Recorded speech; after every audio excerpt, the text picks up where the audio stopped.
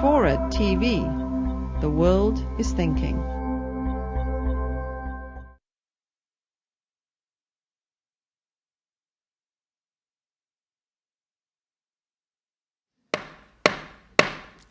Good evening and welcome to our Commonwealth Club Silicon Valley program brought to you from the Cubberley Theater in Palo Alto. My name is Colleen Wilcox, and it is my pleasure to introduce Christopher Hitchens, contributing editor and columnist for Vanity Fair magazine, media fellow at the Hoover Institute, and author of God is Not Great: How Religion Poisons Everything. As a foreign correspondent and travel writer, Christopher has written from more than 60 countries on all 5 continents. He began his journalistic career in 1973 as a magazine staff writer in London and immigrated to the United States in 1981. For 20 years, he wrote a bi-weekly column called the Minority Report for The Nation. And he also served as Washington editor and columnist for Harper's Magazine. Christopher continues to write regularly in publications like The Atlantic Monthly and Slate, and has authored several books, including Letters to a Young Contrarian and Why Orwell Matters. On his 58th birthday, Christopher became a U.S. citizen on the steps of the Jefferson Memorial, and some of his most memorable Vanity Fair columns include his year-long personal makeover and firsthand experience waterboarding. Ladies and gentlemen, please join me in welcoming Christopher Hitchens.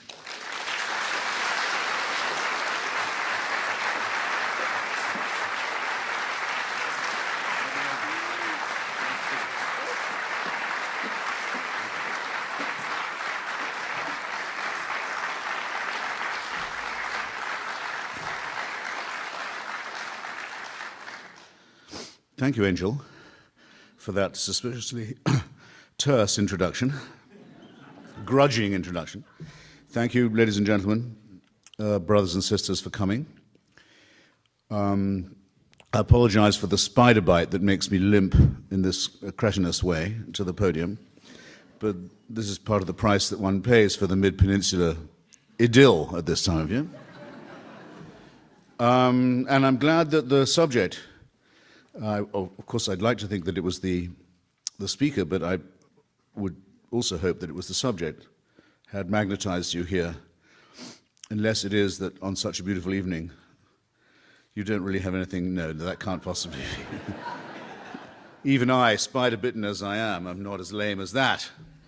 No, look, this is a grave moment, and it's a time to revisit a phrase that became a cliché a little while ago in the hands of our last president, the concept of the axis of evil, and my claim to expertise on this is simply that I am, as far as I know, the only writer to have sampled the different conditions of these 3 regimes, or samples of regime. The kind of government, as I'll start right out by phrasing it, considers the citizen essentially to be the property of the state. The danger that that sort of government poses not just to its own people or to its neighbors, but actually to the civilized world order. And the discrepant forms which that takes, and in which one might have to think about it and possibly even think about confronting it. And we only have about an hour, I'm told, together, and you can count on me to do most of the talking, or at least that's what I aim to do, either Q&A or directly addressing you. But what I want to do is take no more than the first half, just to give you an idea of what these systems are like and why you should mind, and why you should take an interest. I suppose I'll start with Iraq, which was best described by, has best been captured by, under its old regime form, a brilliant author, an Iraqi English, half Iraqi, half English author called Kanan Makia, who had to write for a long time under a protective pseudonym of Samir al-Khalil, and wrote a tremendous book called The Republic of Fear, which is the best four-word description that one could have of the regime of Saddam Hussein.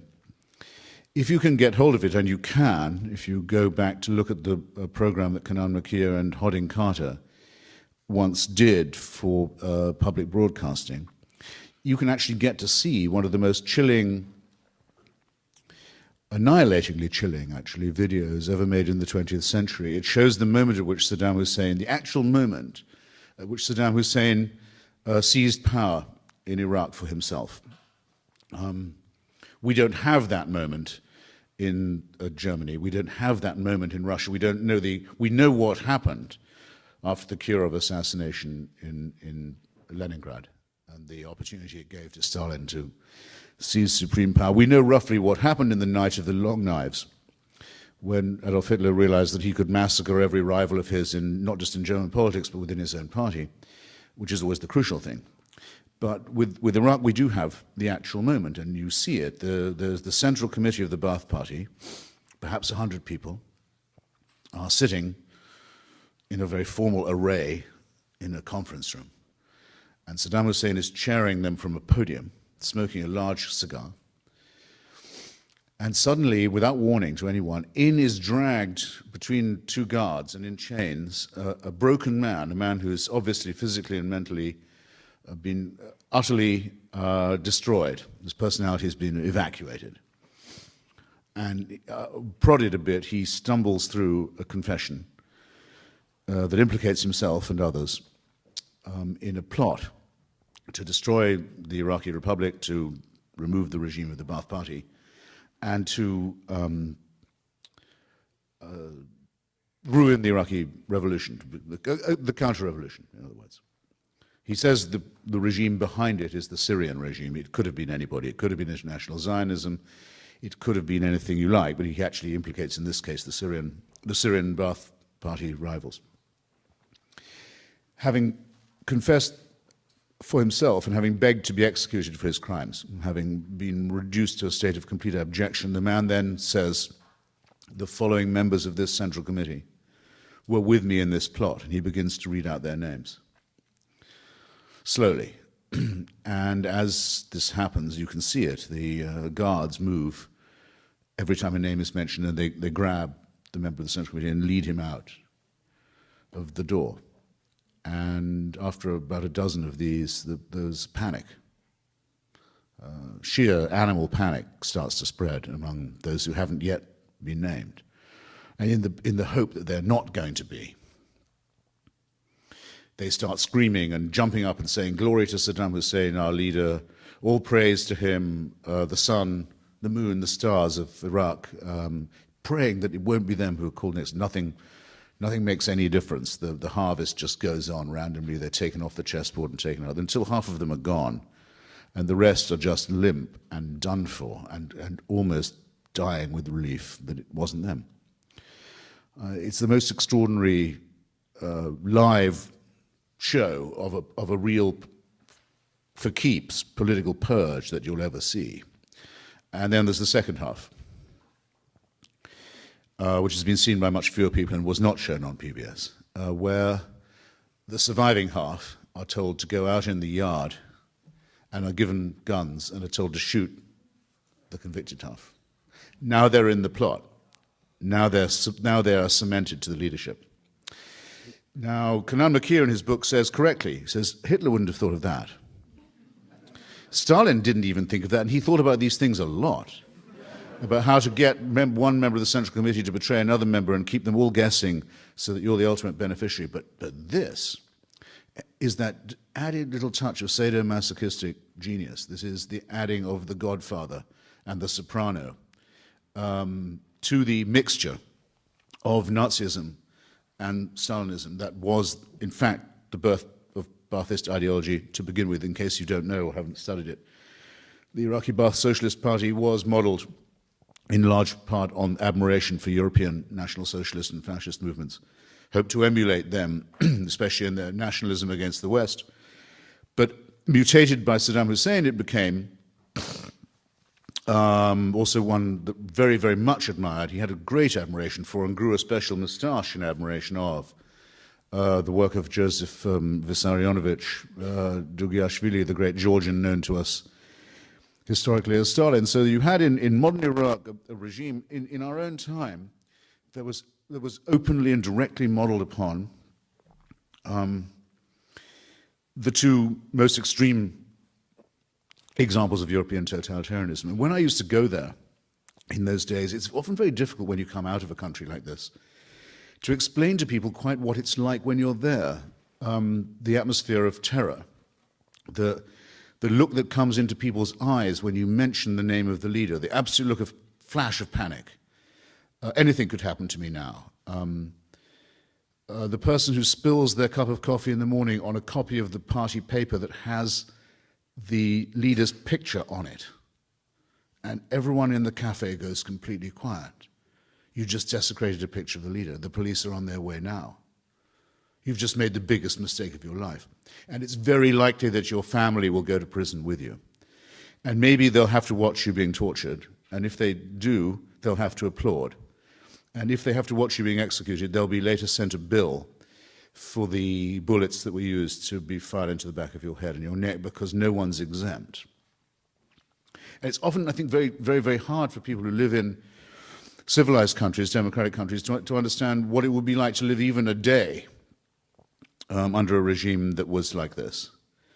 I used to find in arguments about Iraq that I knew right away when someone didn't know what they were talking about. And the dead giveaway would always be when they would say, all right, I agree, Saddam Hussein is a bad guy. I said, that means you don't know anything about him. If that's what you think. You don't know what it would be like to be sitting at home wondering where your daughter was and finding out because the police came round and banging on the door handed you a video while they stood there of her being raped by their colleagues, just to show you who was boss. The word evil, which I began with, I think does need a bit of justification. Many people think that even use the word evil is sort of naive or morally too judgmental, or you know what I'm driving at, too simplistic. And yet it's somehow a word without which we cannot do. Hannah Arendt, in her study of totalitarianism, borrowed from Immanuel Kant the concept of radical evil, of evil that's so evil that in the end it destroys itself. It's so committed to evil, it's so committed to hatred and cruelty, that it becomes suicidal. My definition of it is the surplus value that's generated by totalitarianism. It means you do more violence, more cruelty than you absolutely have to stay in power. You've already made your point. You've done everything you need to do to make people realize that you're in power, but you somehow can't stop. There has to be a special appetite. There must be special prisons for rape. There must be special graves, mass graves, just for children. There must be the desire to see how far you can go. And even if you know this will in the end bring retribution, it's worth it in some sense for its own sake. Maybe that's the only redeeming thing about it. Maybe the irrationality is the one saving grace of it, but at any rate, it's not a word, it seems, that we can abolish from our vocabulary. If you doubt me, just ask any liberal how they're going to vote at the next election, and they'll always say it's for the lesser evil. Somehow the word is necessary, even in a relativistic term. I haven't started with Iraq. I haven't begun to tell you what it's like. The nearest I can come from personal experience would be, I suppose, being present when a mass grave in the Shia districts of the south was being opened, Hilla, near Babylon, just after the intervention in 2003. And I was there. I'd gone with a group of my fellow reporters, and the temperature in Iraq at midday around that time goes well above 100, and you have to be coated in sunscreen at all times, and you're coated in sweat anyway. And it gets in your hair and in your clothes and on your face. You're sort of covered in slime, in effect, protective slime. And that's fine until the wind gets up a bit as the mass grave is being excavated, and you find that you're being covered in a coat of powder, grey powder, which is made of people. It's the filth and the smut of people who've been buried en masse for a long time, are just being dug up and are being now blown around in a grey cloud. And if you want to feel dirty, if you want to feel dirtied up by the experience of fascism, try finding that you're 12 hours away from a shower and you can't get dead person out of your hair or off your face. There's nothing you can do about it. You're stuck with it. You're tainted. You're polluted, and you're living in a country, or visiting a country in this case, which is digging itself slowly out of a generalized mass grave. So that was Iraq for very nearly 40 years. As I'd say, I've only time for thumbnail sketches this evening. Vignette. I wrote a piece from North Korea called Visit to a Small Planet, which is a line I stole from a play of Gore Vidal's. Because it did seem to me as if I had left this planet completely to go on this visit to the northern part of the Korean Peninsula, and that it was as if coming back from another spatial body altogether. And the article got, I have to say, for myself, a lot of praise, and a lot of good reviews, and a lot of notice. And every time I got praised for it, I used to feel slightly congealed, slightly nauseated, because I knew that of all the articles I've ever written as a foreign correspondent, it was probably the greatest failure. I had not got near to describing, for an American audience, what it would be like. By the way, we know where your children go to school.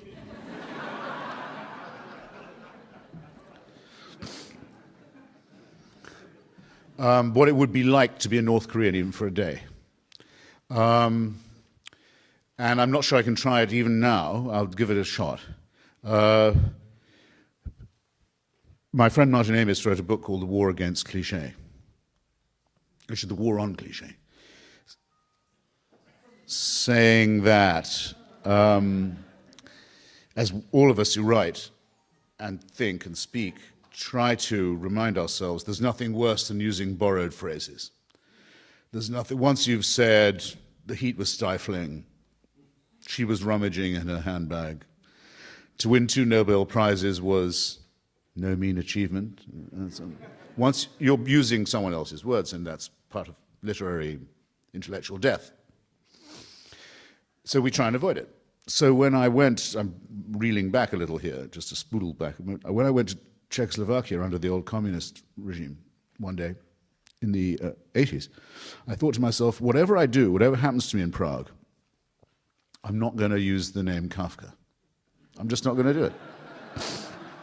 I won't do it. It's so easy. Everyone else does. I'm not going to. I'll write the first non-Kafka mentioning piece. So I went to this meeting of this then unknown dissident, Václav Havel, and various of his Czech friends and Slovak friends in an apartment in Prague. And we thought that no one knew that he had these visitors coming from America. And so, but someone must have given us away, because it wasn't long before the door fell in, and in came police dogs and guys in leather coats and carrying heavy electric torches and truncheons and so on, slammed me up against the wall and said, "You're under arrest and you've got to come with us." And I said, I thought of saying, "I demand to see the ambassador." I said, "Well, on what's the charge?" And they said, "We don't have to tell you the charge." And I thought, fuck. Now I do have to mention Kafka. Totalitarianism is a cliche. Dictatorship is based on cliched thinking, on very tried and tested uniform stuff. They don't mind that they're boring. They don't mind that they're obvious. Their point is made. And I thought, now you're going to make me do it. Well, multiply that by as much as you can, and you have the following surmise. I went to North Korea, finally got in. Took me a long time, had to go under a second identity, had to pay a huge bribe. I was there, I got there. And I thought, I know what I'm not going to say about North Korea. I'm not going to say it. That school children are marched to school carrying pictures of the dear leader and the great leader. The loudspeakers speak of nothing but the great leader and the dear leader. At workplaces, there are sessions set apart every day for cries of hatred against the United States and the West and South Korea, I'm still not going to do it.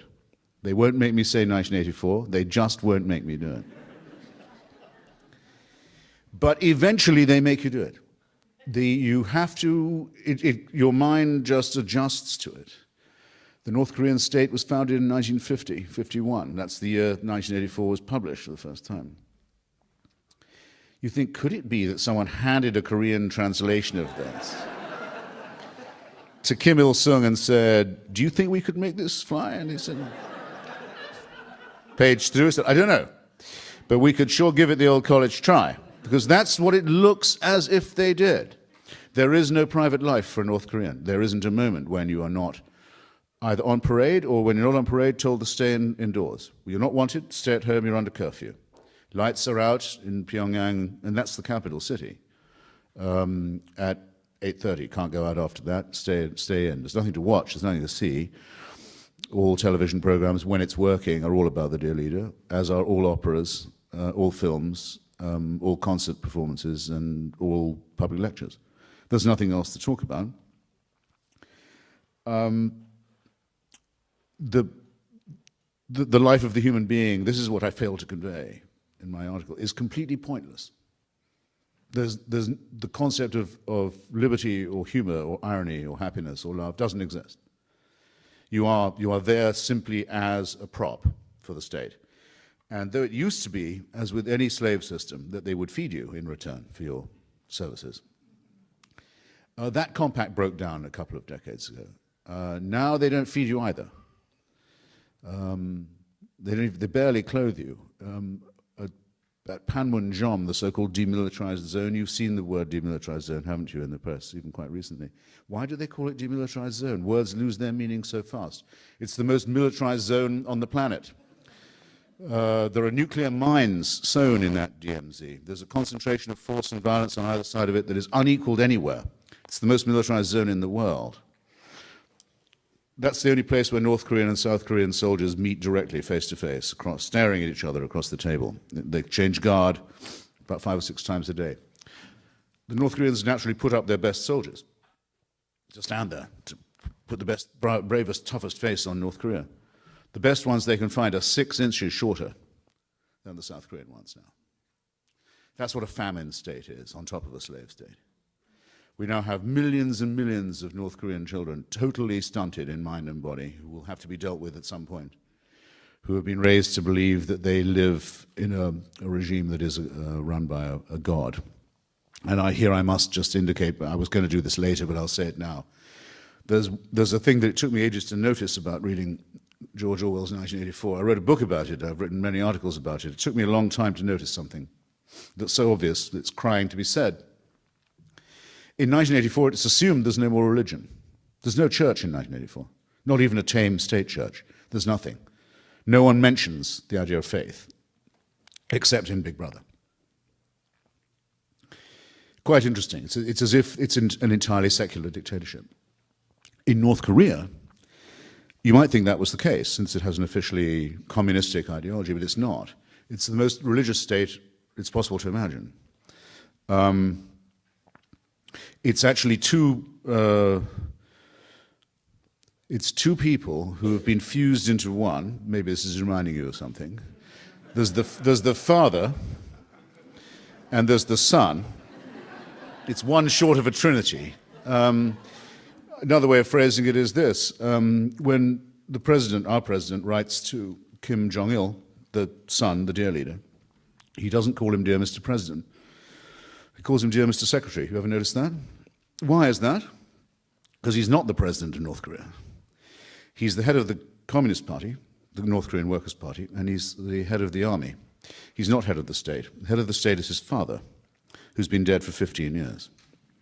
So it's a necrocracy, if you like.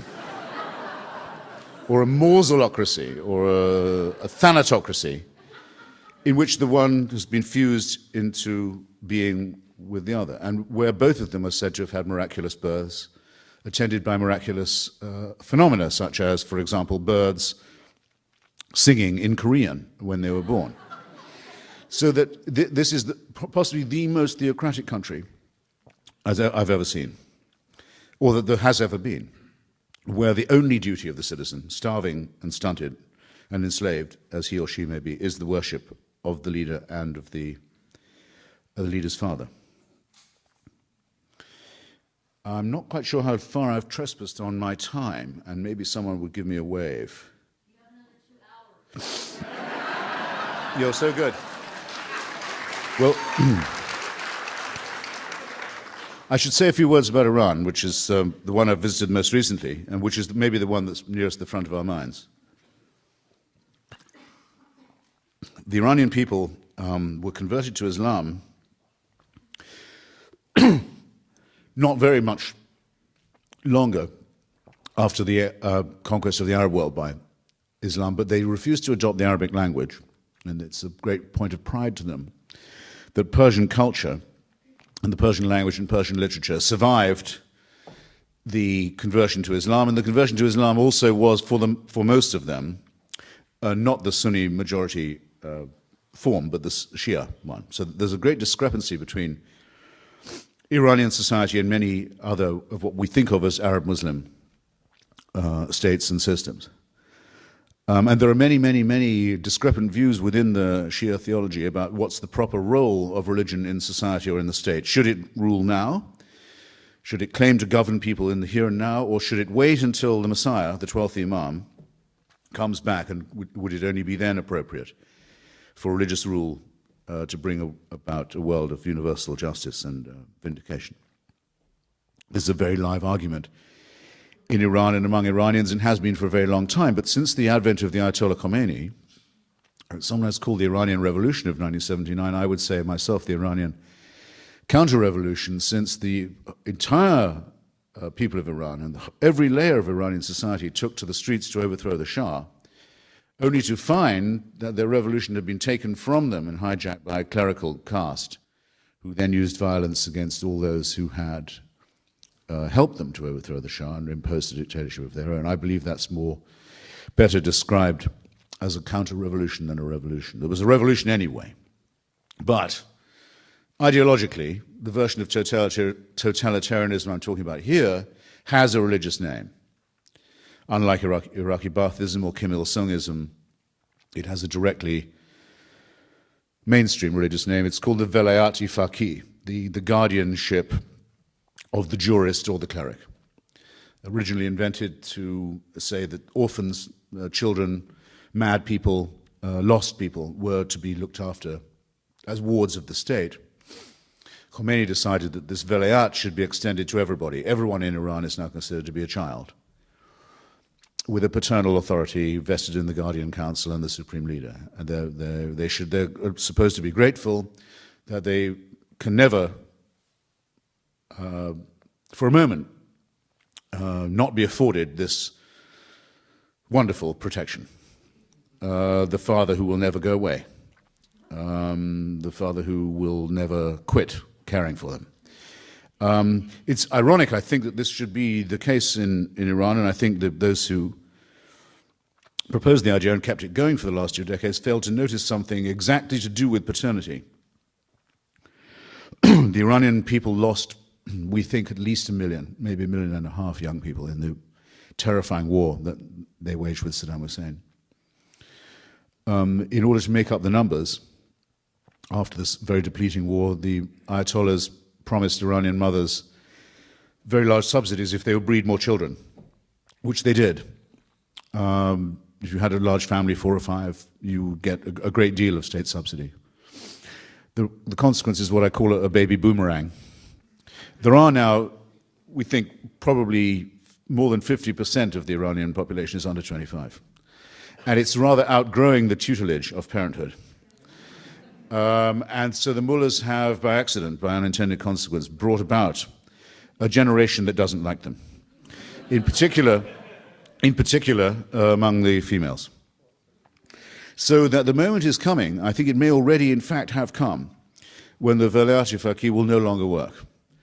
But in the meantime, the appearance of an open society, not an open society, but a relatively open one when compared with Saddam's Iraq or North Korea, but where all is allowed, but all is guided, and all is finally decided by a Guardian Council, has reached the point that Lenin described.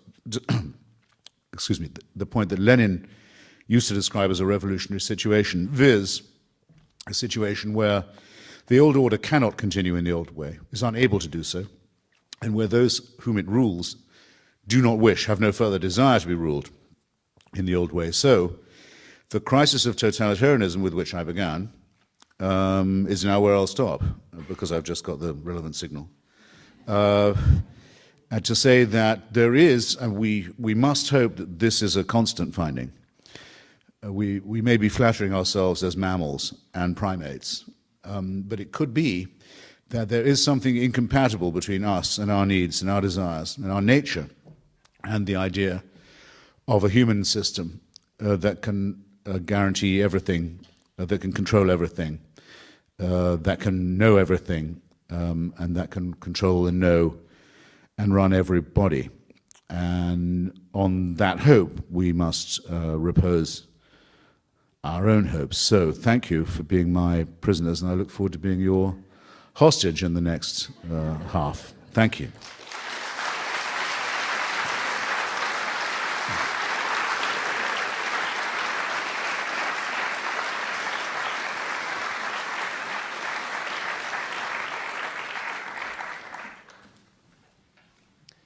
Well, thank you very much, Christopher Hitchens. Good evening. My name is Stephen Saum, and I'm the managing editor of Santa Clara magazine, and I have the privilege of moderating your questions tonight, of which there are many, many, many, and many of them having to do right with where you left off, Christopher. Are you hopeful about what's happening in Iran right now? Yes. I have a lot of contact with Iran through former students of mine, friends of mine, through the email system. There was a wonderful photograph this week of the Iranian Revolutionary Guards going house to house in Tehran and piling up satellite dishes which they'd smashed in the back of their trucks. Lots of luck to them. It's too late. In Iraq, under Saddam Hussein, it was death to possess a satellite dish, and people didn't. It was too risky. For a while, it was death to possess a typewriter, because it meant you could type out something twice and pass it on.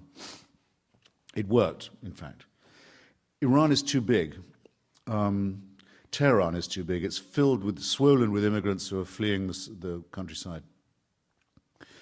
Large illegal population, huge subversive student population. I'm delighted to see they keep on trying to smash the satellite dishes. It won't work. I hardly know any Iranian who doesn't have, because of the exile, the diaspora, at least one relative overseas. Most people know how to make an international phone call, even when they try and block the cell phones. The stupider the regime, the more intelligent the people get, and the more humorous. We're going to live to see great things in Iran. And in the meantime, for me, the most wonderful thing is this. They've raised a generation of people who've completely seen through religion.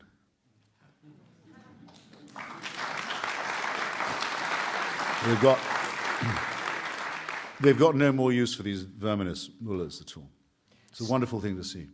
So a number of questions ask, what do you think U.S. policy should be toward Iran and in conjunction toward North Korea?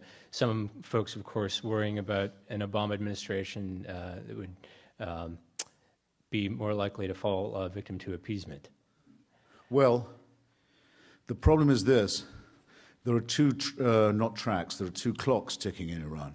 One is the democracy movement clock, which is ticking now faster than it was, but it's got a lot of catching up to do. And the regime, remember, still has the monopoly of violence.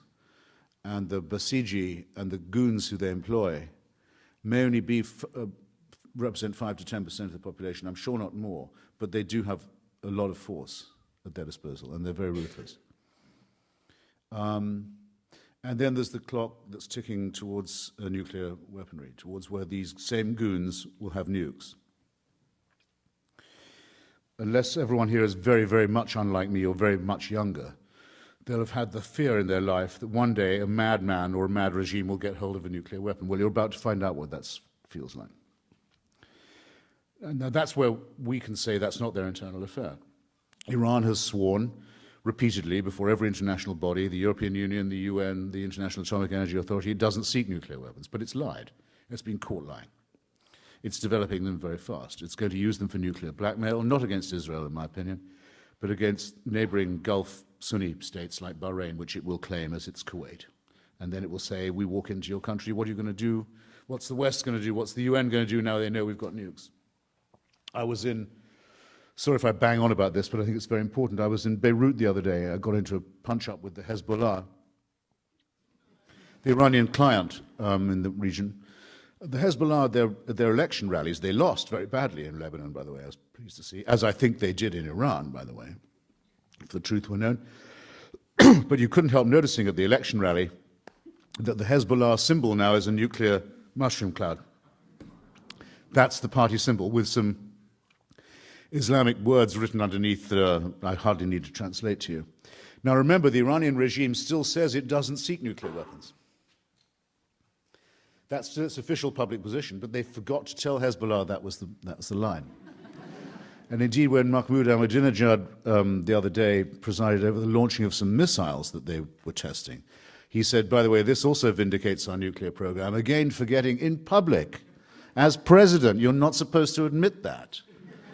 They've solemnly sworn they don't. So among the crimes that would be committed if they were allowed to get nuclear weapons is no international law of any kind or any resolution of any international body would be worth a dime if they could tear it up that easily and just laugh at us. So the question is one for, not for me, but for everyone, or for the president, but for everyone in this room. Which do you think is worse? That the mullahs get a bomb after the way they've behaved to their own people and to their neighboring countries, and the way they intend to go on doing so, or that they be told that they can't have a bomb, and that we'd accept the logical and probable consequences in either case. You don't have to answer now, but you do have to ask yourself. There's a question here that asks if you were to wear a button defining your politics, what would it be? And I should note, you are in fact wearing something on your lapel this evening. Our radio listeners can't see that, so maybe this is the flag of the largest people in the world who don't have a state of their own, the Kurds. There are 40 million Kurds, we think, in Iran, Iraq, Turkey, Syria, some in Lebanon also. It's the largest national ethnic group that doesn't have a state. The Kuwaiti royal family has its own vote at the United Nations. The Kurds, with 40 million, don't have any representation at all. So I wear it in solidarity with them and in solidarity with the autonomy that they've managed to build in liberated northern Iraq. Now, you've written that the next Middle East war involving Israel, Syria, Iran, and Hezbollah will take place on Lebanese soil. You mentioned that you're just in Beirut. So you see any way in avoiding this, or? Well, the dress rehearsal of it has already taken place there, via Hamas and via Hezbollah. The encouraging thing in Lebanon, at any rate, is that there's a majority, and it was proved again the other day, that believes in civil society, separation of religion from state, good relations with Europe and America, free press, unveiled women, and no private militias within the state, only one national army. They don't want a Hezbollah private Shia militia that's armed and trained by a foreign power, and all that goes with that. So we have to make it our business, I think, to make it plain to people like that that we are on their side and they needn't be in any doubt of it. Now, are we sure that that is what they in fact think or are in fact hearing from Washington? I'm not at all certain that it is. It's a shift in geography now, but staying within the axis of evil. What about the two journalists who are being held in North Korea? What can be done to free them? Well, like everybody else in this drama in Korea, those young ladies are hostages. Everyone in North Korea is a hostage by definition. They're slaves of the state. They're disposable robots and treated and considered as such. But unfortunately, so are the South Korean population because, as most of you will know, the capital city of South Korea, now at last, after a lot of struggle, capital city of a democracy, Seoul, is very, very near the border with North Korea.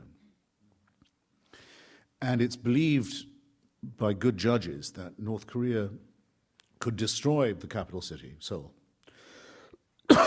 in a matter of hours, just by saturating it with conventional fire, of which it has enormous batteries stacked next to the border. So that if we were to decide to denuclearize the increasingly promiscuous North Korean testing grounds and proving grounds, which we could do in an afternoon ourselves, a very easy thing to take out North Korea's nukes, we don't know that they wouldn't be crazy enough to destroy millions of their fellow countrymen in the South as a revenge. So everyone's a prisoner. Everyone's in a stick-up with a mad hijacker, and no one's willing to call this person's bluff. Now, I don't think this can go on for very much longer. Something has to give in this. Why do I say that? Well, one more such test, either of a missile or a bomb, by North Korea, and the Japanese will say that's it. We can go nuclear too. We know they can. The Japanese have all the resources. They have all the stuff for a bomb. It's in different corners of the room. They just have to pass the resolution of their parliament, amend their constitution, put the pieces together. Does China want a nuclearized Japan facing a nuclearized North Korea? Do we? You can see where this is going. Which is the greater risk? I'll tell you what I think from the experience of Iraq and other things. Putting it off, putting the confrontation off, makes it worse. It means it's going to be much more horrible when it does come. What surprised you when you went to North Korea? What did you find that you didn't expect to find? Well, as I say, the awful thing was the confirmation of the cliché. I mean, and again, the way that they commit what the Anglican Church calls acts of supererogation. In other words, doing things they don't really have to do. The first thing they tell you when you arrive is, don't make eye contact with anyone on the street. Don't try and talk to a North Korean. Don't try and strike up a conversation. Now, I don't speak Korean, and they knew that. Very few North Koreans speak English. In any case, it was painfully evident that everyone in North Korea had already got that bulletin. Because they wouldn't make eye contact, they wouldn't agree, they wouldn't look at it. Some children would, because they didn't know or they hadn't taken yet. But so it was unnecessarily crude of them to tell me not to do something that I wasn't able to do in any case, that they'd made sure I couldn't do. And it's not the way that you charm your visiting. After all, to get there, I'd had to pretend to be a fan of the regime. Right? So that was pretty rough. I did not see this happen, but a friend of mine swears to it. Getting tired of, you can't go to the opera, can't go to the TV, you can't go, no movies, nothing except long live the dear leader. He went to the zoo just to have a walk around the park. And there were some animals, rather morose, half-starved animals, but there they were. And he got to the parrot section, and there was a big parrot looked at him in a sort of beady way. And he looked at the parrot in a rather morose manner. And after a short interval, the parrot opened its beak and said, "Long live the dear leader, Kim Il-sung." The only comment it felt able to make. I don't know, but I tell you what. I didn't see it, I can't swear to it, but I don't disbelieve it. Here's someone who would like to know, would North Korea be more productive if they fed their people? Well, that's a good question, because it's a dilemma from which we rescue them. It's what I mean by hostage blackmail. The North Koreans do their tests when they're in famine. They say, if you want us to stop testing, we insist that you supply us with 5 million tons of grain. Now, we can always say, we won't do that. You treat your people like this, you starve them to build nukes, you feed them. Use your own bloody grain. Fine, so then it's on our conscience that the people starve to death. They bet, and they've so far bet correctly, we will, A, go back to the talks, having been insulted by the latest test of the bomb and the missile, and we'll give them the grain. And we stencil on the grain the Stars and Stripes, and it says in Korean, a gift from the people of the United States. So they can't give it out any other way. And they do. And they say, you see, so powerful and beloved is the dear leader that the United States pays him a regular tribute. just out of respect and fear of His Majesty and His wonder. And there's no reason to doubt, or there hasn't until recently been much reason to doubt, that people believe that's true. We're now getting a few more defectors from North Korea. It's not as hermetic as it used to be. But what they were telling us until recently is, yes, everyone does actually believe the state propaganda. What about... So the question was, what if they were to feed their people, would they do better? It doesn't arise. We do that for them. And they couldn't do it if they wanted to, because the only thing that works after a while in a totalitarian system, this happened in Iraq too, the only thing that works, you can't put a Band-Aid on the oil rigs. You can't do a thing about the pumps. You can't do a thing about the generators. But the secret police and the army go on working till the end. Now, at the beginning of your talk, you gave a very moving description of a man who had suffered torture in Iraq. Here's a question from someone in the audience who'd like you to comment further on the quality of information obtained by torture, and also would like you to consider the confessions obtained from the Bulgarian nurses by the Libyan government, who allegedly infected people with the AIDS virus, injected people with the AIDS virus. Well, the Bulgarian case, which I've studied a bit, does remind one of inquisitional type tortures, the tortures of Christian Europe, sanctioned by the papacy, where it was just a question of how much can you get people to say. It was sort of a game, you know. Did you, in fact, change yourself into a vixen at the full moon and poison the crops and so forth? Yes, I did. You can make people say that. Are you a hermaphrodite? Yes. That kind of thing. The people who waterboarded me actually once, at one point, said, we can get you to say you're a hermaphrodite if we want. And I realized I don't know how I looked to people suddenly. They quite possibly could. But that, of course, is too lenient, is too easy an objection to torture. I mean, there is a big objection to torture, and otherwise there would be no moral problem about it, which is it can get real information. Of course it can. Not for long, I think. I think the well becomes tainted, and I think diminishing returns would be hit quite quickly. But yes, if it didn't produce results, if it didn't get people to loosen their tongues, there would be nothing to object to about it. Well, one of our audience members would like to follow up on your question, since you mentioned waterboarding. Why'd you make the decision to do that? Well, because I thought that there'd been enough argument on every side of the case about should torture be used, are there exceptions, is it torture anyway, within the real meaning of the act, does it violate the Geneva Convention, and so forth, that was becoming boring. It was becoming a routine argument. And so the only way I could think of breaking into the argument and trying to reopen it was to subject myself to it and say, well, or have myself subjected to it, rather, and see what that taught me, which was actually quite a lot. So what did your colleagues and family say when you told them that you were going to do that? Well, they were slightly, I mean, I have to give you the most truthful answer, as I've said to my interrogators. I owe you the best answer I can give you. I'm slightly surprised to get my letter of the night before saying, just in case, here's what I want done.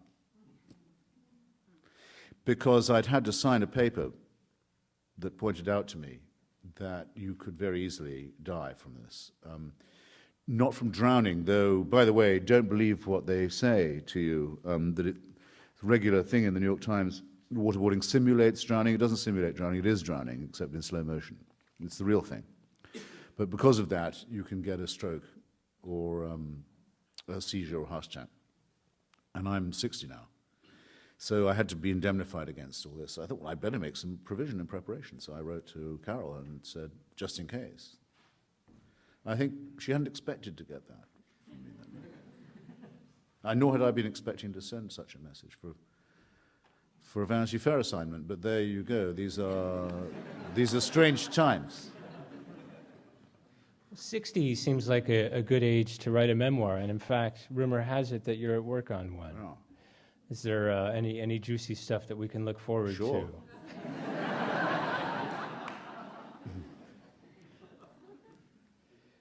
Well, you spend a lot of time traveling to exotic places. Nice try. When's it in the works, by the way? When should we look for It's it? in the Kepler's it's in the books. works, all right. It's in the works, all right. So where are you headed for next? What's next on the travel itinerary? Poland, which is actually to do with the memoir. I want to go and look at the landscape where my mother's family came from. The sort of howling wilderness wasteland that was once Germany and is now Poland, that border that kept moving so inopportunely and so horribly for so many people. And I've been to Warsaw, but and other parts of Poland, but I, for a long time, didn't know exactly which strip of land my ancestry came from. So I want to go and look at that and see what thoughts are prompted by it. Well, from Poland, let's hop back across the border to the former Czechoslovakia for a moment. So when you were in Prague, what did they charge you with? Did they plant narcotics in your suitcase like they did to Jacques Derrida, or what did they come up with? The charge, if they had made it, would have been hooliganism. We were told. Because it sounds so awful. And because it can cover almost anything. But it consisted of attending a meeting in a private apartment and bringing printed materials in there and so forth. But we were told that was what we'd get if we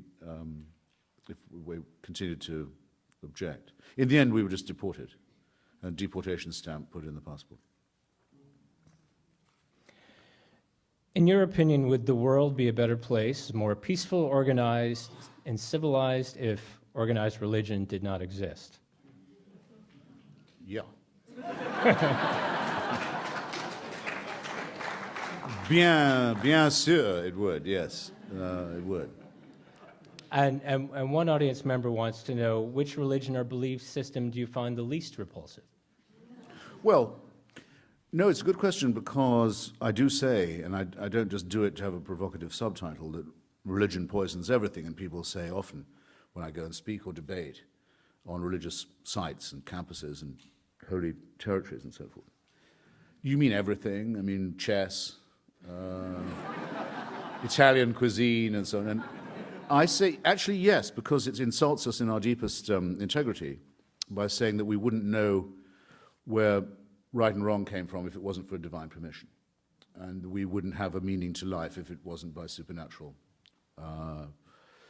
determination. In other words, that we would be like the inhabitants of somewhere like North Korea or Iran, children of an intolerant and greedy and narrow-minded deity. So yes, that would spoil everything. But by the way, chess is banned in Iran, where they can ban it. Because the whole point about totalitarianism is it abolishes the private life and any private recreation. So yes, I do mean it seriously. But now, for example, my daughter goes to a Quaker school. Do I really say that the Quakers are the same? Well, they make the same mistake, which is that they think that faith is a word that deserves approbation. If I could change one thing about the discourse in this country, just one, it would be we would stop nodding approvingly when people say, "I'm a person of faith." Yes.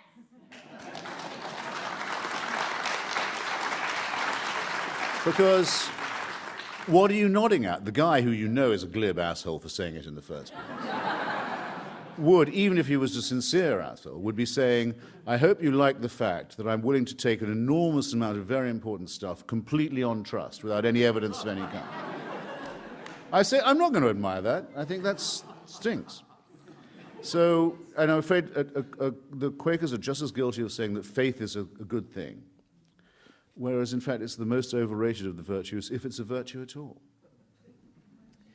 This may or may not be a related question. Have you ever hiked the Appalachian Trail or been to Argentina?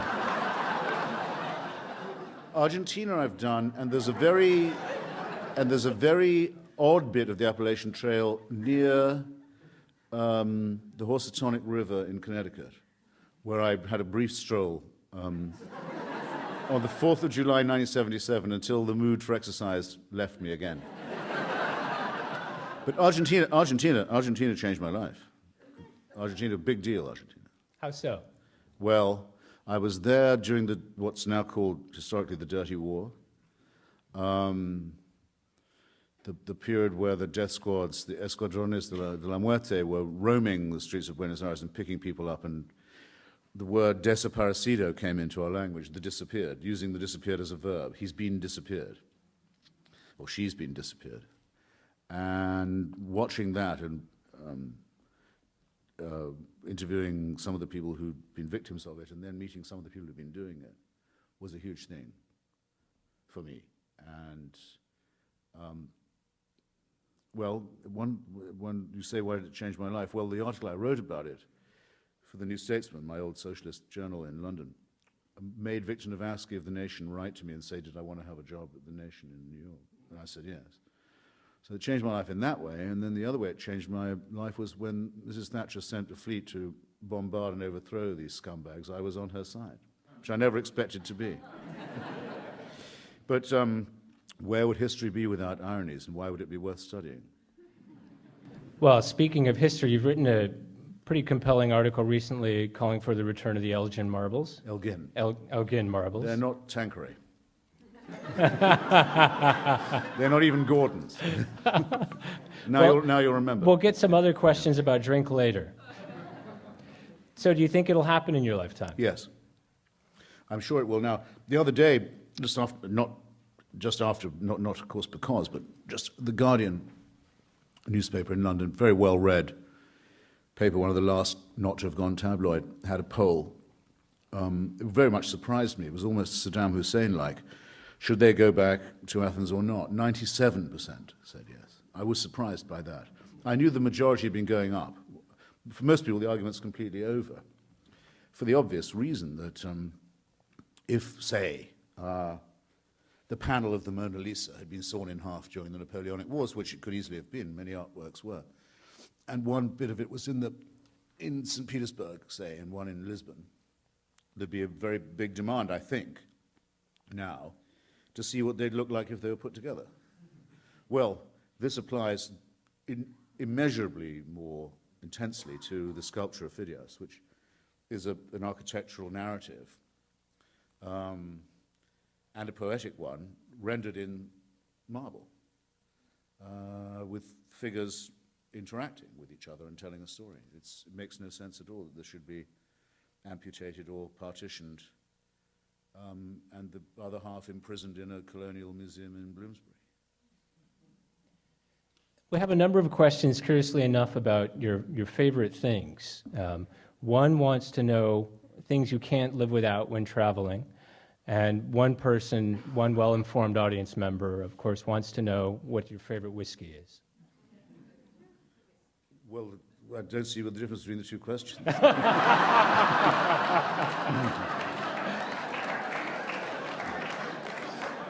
The best blended Scotch in the history of the world, which was also the favorite drink of the Iraqi Ba'ath Party, as it is still of the Palestinian Authority, and the Libyan dictatorship, and large branches of the Saudi Arabian royal family, Johnny Walker Black. Breakfast of champions, except no substitutes.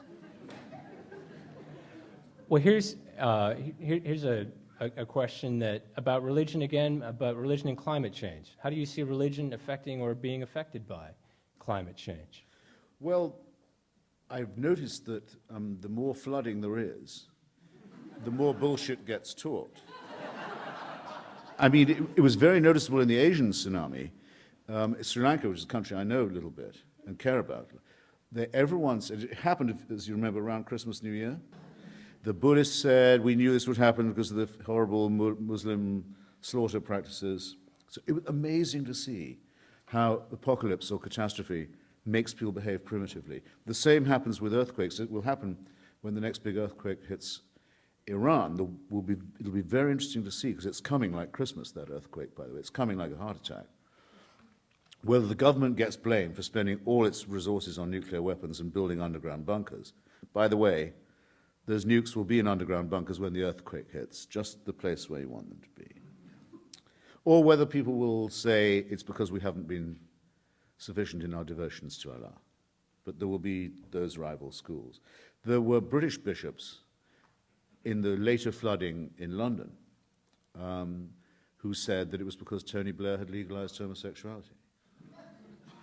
This kind of cretinism is incurable. But unfortunately, for those of us who take the warming threat seriously, that means we're going to have to put up with more of it as there's more inundation. Well, at least for this evening, we're out of time.